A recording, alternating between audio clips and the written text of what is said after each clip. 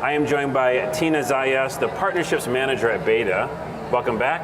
Yeah, thanks for having me again. We are going to talk more about smart, digital, and specifically the digital to store journey.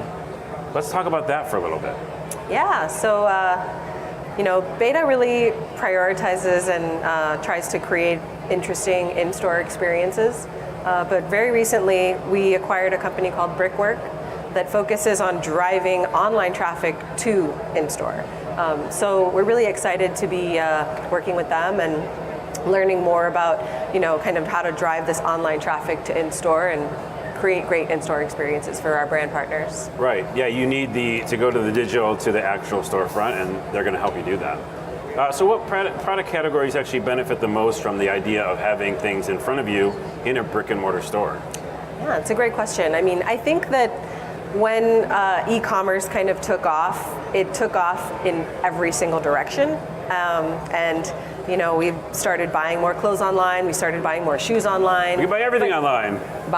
You really can buy everything online, but the quality, the experience that you get when you open a package that you're really excited about and then it doesn't fit, if it's a pair of shoes or if it's clothing, that's a really bad experience, and no brand wants their customer to have that experience. So I think apparel is one, which we just launched apparel in our b8ta stores. Of course, electronics, things that are high value items, which we call considered purchases. It's not something that you're just going to buy on impulse at the checkout. Something that really requires research, understanding, education. Those types of products really do well in brick and mortar.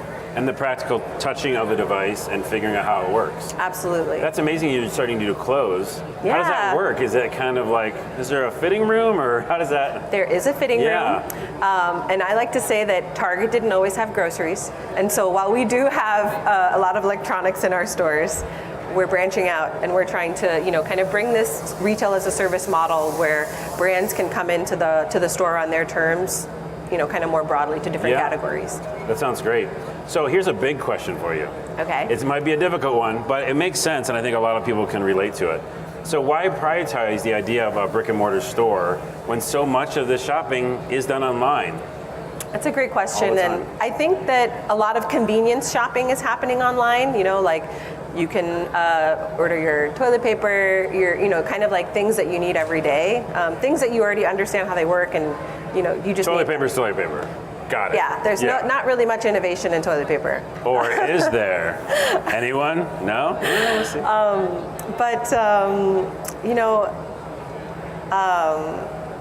I think that what we're seeing is, I think 80%, something like 80% of shopping starts online. Browsing, kind of like looking, you have your like brands, your coveted brands that you like.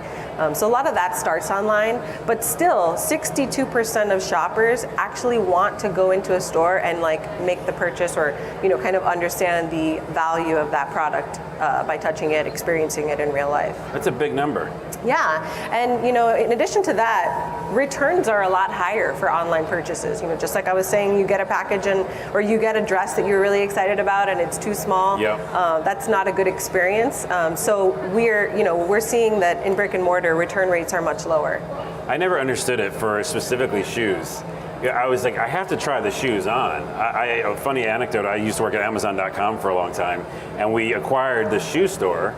And I was like, why are people going to want to buy these on the internet? They have to go put them on their feet, right? And they saw in the future, like I didn't, and it did make sense, and people did buy those shoes online. But I still, to this day, will not buy them online. I need to go and hold them and figure it out. Yeah. So some stuff I don't think, totally translates that way. Yeah, and there's a lot of, there's a lot of products that are coming out every day.